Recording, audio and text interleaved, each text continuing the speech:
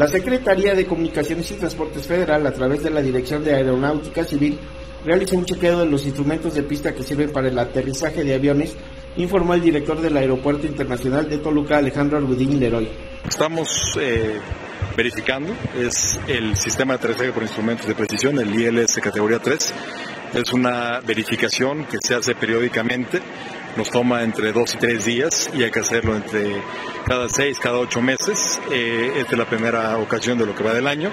Es una verificación que hace la Autoridad Aeronáutica a través de la Dirección General de Aeronáutica Civil en un avión que está equipado con una serie de instrumentos que permiten validar que las señales radioeléctricas que emite el sistema ILS categoría 3 están en perfecta sintonía para garantizar la correcta y oportuna operación del sistema.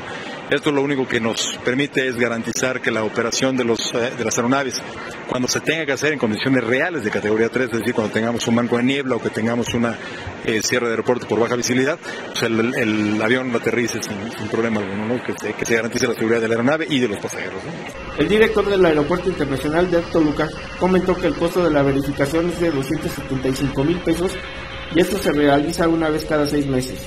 Enfatizó que la alarma suscitada el pasado miércoles fue hecha por vecinos que no tenían conocimiento de que se realizaban pruebas de verificación.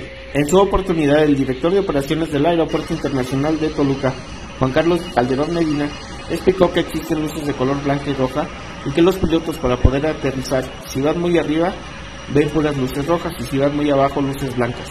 Cuando su altura es estable, entonces se identifican 2 luces rojas y 2 blancas. Informó que es muy importante tener calibrados todos los instrumentos de pista para que los aterrizajes sean oportunos. Para realizar las verificaciones se utiliza un avión Cessna propiedad de la Secretaría de Comunicaciones y Transportes, la cual hace las veces del avión comercial. Finalmente dijo que tienen un sistema certificado desde el año 2006.